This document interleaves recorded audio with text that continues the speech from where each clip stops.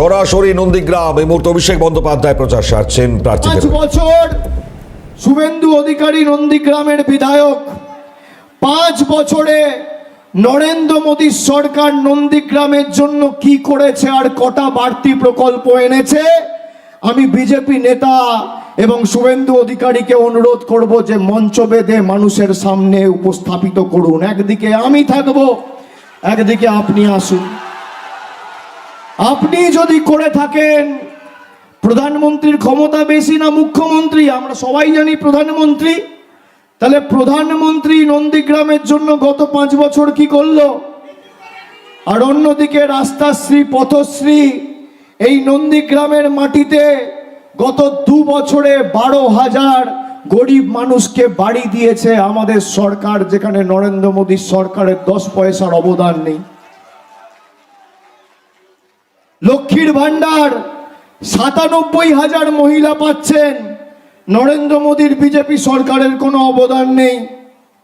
কৃষক বন্ধু 1,01,540 জন পাচ্ছেন, মোদী সরকারের অবদান নেই। যুবসাথী 20,000 যুবক যুবতী যুবসাথী পেয়েছে, নরেন্দ্র মোদীর কোনো অবদান নেই, মমতা ব্যানার্জি দিয়েছে। আর পথশ্রী 2, পথশ্রী 3-এ গ্রামীণ রাস্তার ক্ষেত্রে প্রায় 50 কোটি টাকা খরচ করে গ্রামীণ রাস্তা তৈরি করে দিয়েছে মমতা বন্দ্যোপাধ্যায়ের সরকার। যারা ধর্ম নিয়ে রাজনীতি করে তারা রাজনৈতিকভাবে দেউলিয়া। আমরা রাজনীতি করি শিক্ষা, স্বাস্থ্য, কর্মসংস্থান, অন্ন, বস্ত্র, বাসস্থানকে পাথেয় এবং পথ চলার প্রেরণা করে। আমার চ্যালেঞ্জ, যদি দেখাতে পারে 5 বছরে, আমি সমাজ মাধ্যমে দেখি যে মানুষ বলছে আমাদের এখানে রাস্তা ঠিক নেই, উনি বলছেন ধর্মের রক্ষা করো। ধর্মের রক্ষা করো মানে কি? মানুষ নিজের ধর্ম পালন করতে পারে না? যারা ধর্মের নামে আপনাদের বিভ্রান্ত করছে তাদের থেকে বড় ধাপ্পা বাজার বেঈমান এই বাংলায় কেউ নেই। যে মাটি বশ্যতা বিরোধী মাটি ইংরেজদের কাছে মাথা নত করেনি, আমি 2 দিন আগে দেখছি পায়ে হাত দিয়ে যোগী আদিত্যনাথকে প্রণাম করছে। আপনি ভাবুন, নিজের বিধানসভার সিট বাঁচানোর জন্য যোগী আদিত্যনাথের পায়ে হাত দিয়ে প্রণাম করা হচ্ছে।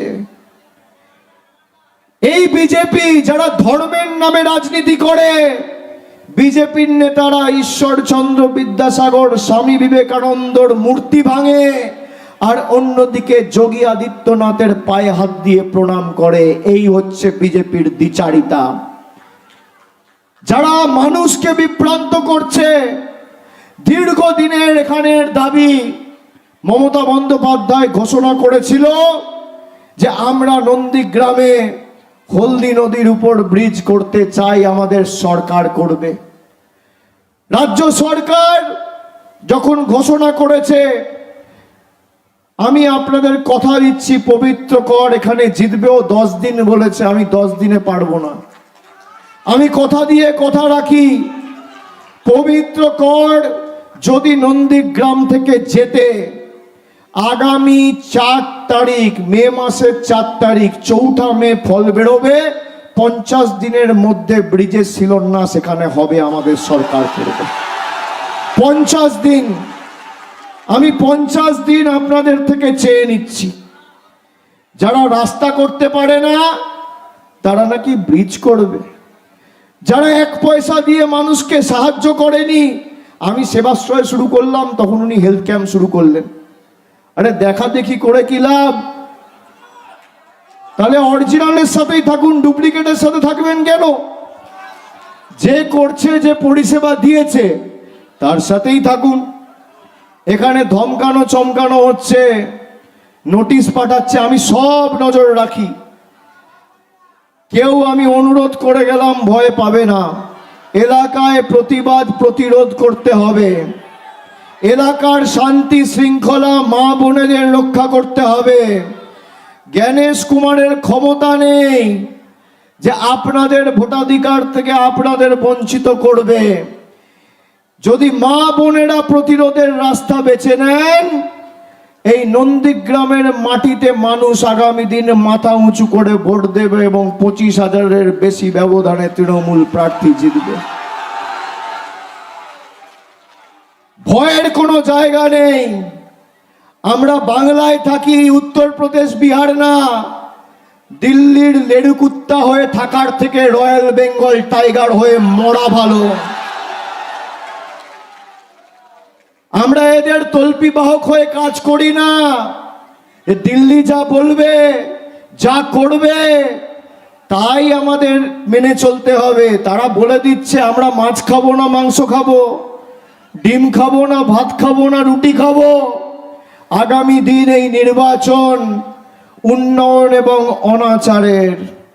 একদিকে পবিত্র কর জিতলে এখানে হলদি নদীর উপর ব্রিজ হবে আর আরো 30,000 গরিব মানুষ বাড়ি পাবে, বাংলার বাড়ি।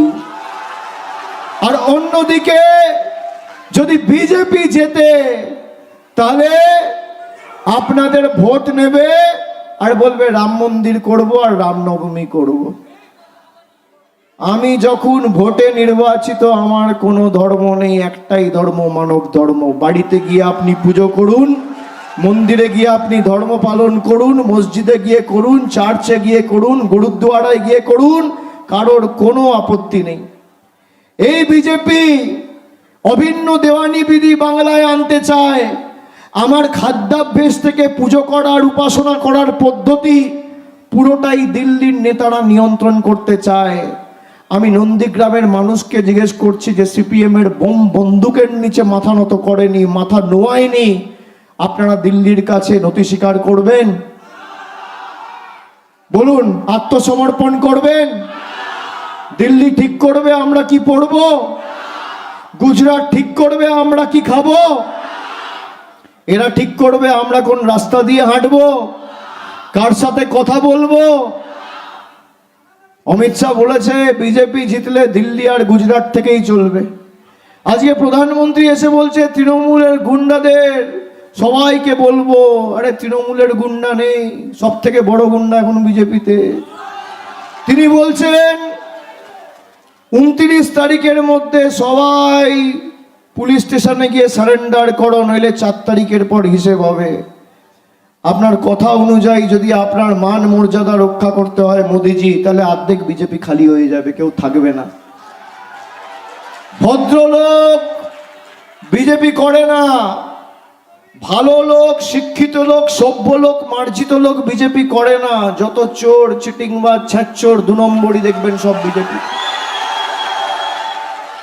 আপনি আমার থেকে, আমার দ্বিগুণ বয়স আপনার, সম্মানীয় প্রধানমন্ত্রী, আমি আপনাকে অনুরোধ করব, গরম বেশি পড়ছে, মাথা ঠান্ডা রাখুন। জ্ঞানেশ কুমারকে লাগিয়ে, মনোজ আগরওয়ালকে লাগিয়ে, ইডি সিবিআই এজেন্সিকে লাগিয়ে রোজ একটা করে রেড, তাও বাংলা জিততে পারছে না। তার কারণ একদিকে 10 কোটি মানুষ আর মমতা, আর একদিকে বিজেপি, কেন্দ্রীয় বাহিনী, তদন্তকারী সংস্থা, বিচার ব্যবস্থা। আর গণতন্ত্রে ক্ষমতা শেষ কথা বলে না, গণতন্ত্রে জনতা শেষ কথা বলে। বলে দিয়েছে জনতা, 26-এ আবার বাংলায় মমতা। যত সমীক্ষা আছে, এসআইআর এর নাম কাটার পরও সব সমীক্ষা দেখাচ্ছে বিজেপি হারছে, তৃণমূল জিতছে। তা তৃণমূল যদি জেতে, নন্দীগ্রামে কেন তৃণমূল জিতবে না?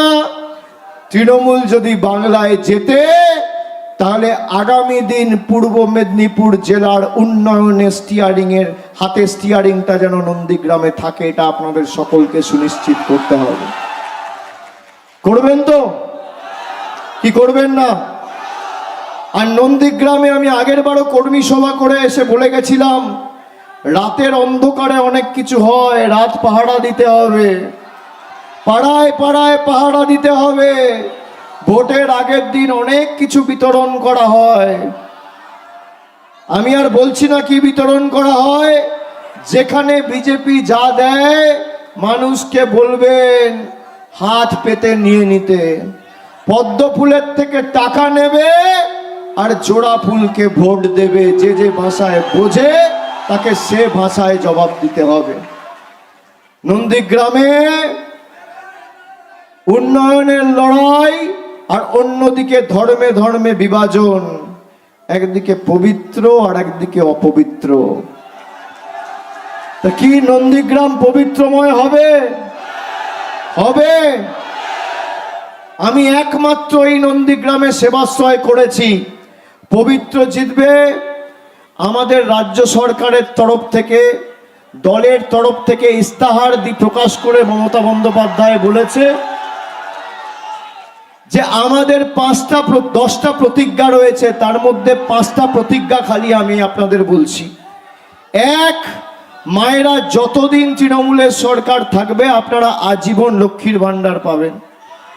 2, যে কায়দায় আদলে সেবাশ্রয় হয়েছিল, এখানে ব্লকে ব্লকে, নন্দীগ্রাম 1 নম্বর ব্লক, 2 নম্বর ব্লক আর জেলা জুড়ে যত ব্লক আর টাউন রয়েছে সব জায়গায় উন্নত মানের স্বাস্থ্য পরিষেবা শিবির করে মানুষকে উন্নত মানের স্বাস্থ্য পরিষেবা পৌঁছে দেওয়া হবে।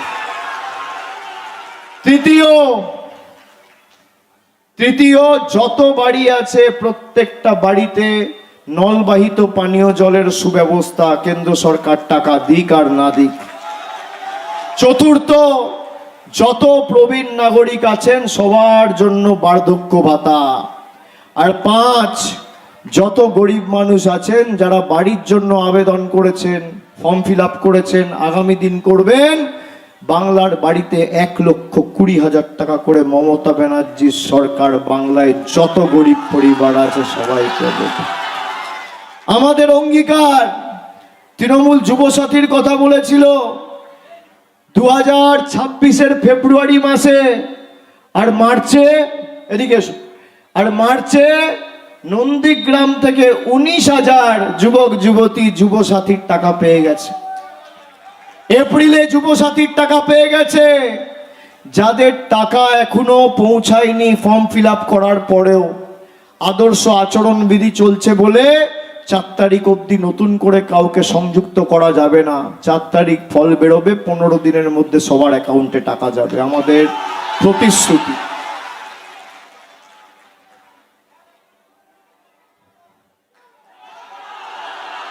পবিত্র করকে জেতাতে হবে। আমি মায়েদের হাতে, ভাইদের হাতে ছেড়ে দিয়ে গেলাম নন্দীগ্রামের সার্বিক উন্নয়ন এবং উন্নয়নমূলক কর্মসূচি। আপনি জানেন আমি ডায়মন্ড হারবার লোকসভাতে গত 12 বছরে 6,200 কোটি টাকার কাজ করেছি, কেন্দ্র সরকারের কোনো সহযোগিতা ছাড়া। আমি আপনাদের কথা দিয়ে যাচ্ছি, নন্দীগ্রামে 25,000 ভোটের বেশি ভোটে পবিত্রকে জেতান। আমি যেভাবে ডায়মন্ড হারবারকে আমার পরিবারের মতো আগলে রাখি, নন্দীগ্রাম ব্যতিক্রম হবে না। আমি প্রতিশ্রুতি দিয়ে যাচ্ছি আপনাদের।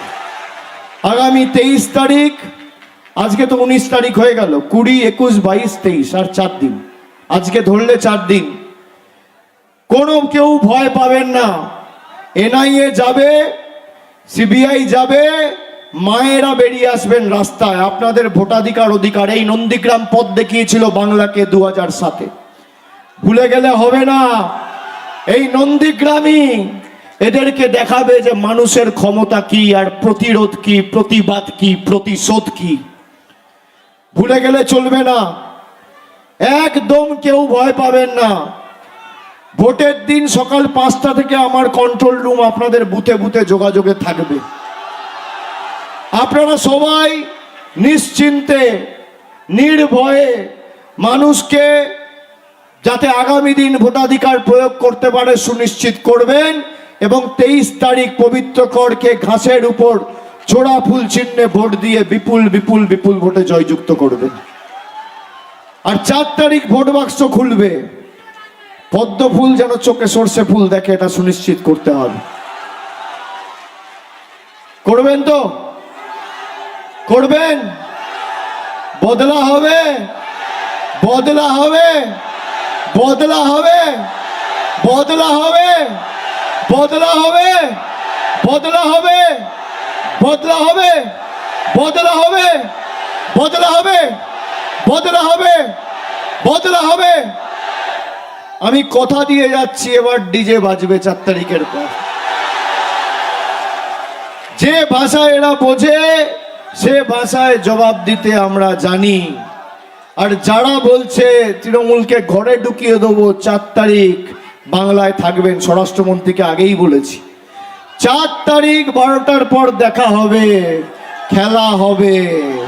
যতই করো হামলা, যতই করো হামলা, যতই করো হামলা, যতই করো হামলা, যতই করো হামলা, যতই করো হামলা, যতই করো হামলা, যতই করো হামলা। যারা রামের নামে রাজনীতি করে, যেখানে রাম মন্দির তৈরি হয়েছে সেই অযোধ্যা বিজেপিকে হারিয়েছে, মাথায় রাখবেন। যতই নাও রামের নাম, বিজেপি হারবে এবার নন্দীগ্রাম, কেউ বাঁচাবে না, কেউ বাঁচাবে না। মানুষ রাস্তা চায়, জল চায়, বাড়ি চায়, স্বাস্থ্যসাথী চায়, উন্নয়ন চায়, লক্ষ্মীর ভান্ডার চায়, যুবসাথী চায়।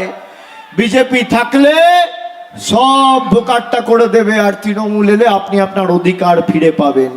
আমি এটুকু বলে সকলকে আর একবার করো জোরে আমার ধন্যবাদ, কৃতজ্ঞতা, প্রণাম, শুভেচ্ছা, সালাম জানিয়ে, ভালোবাসা জানিয়ে আমার বক্তব্য শেষ করছি।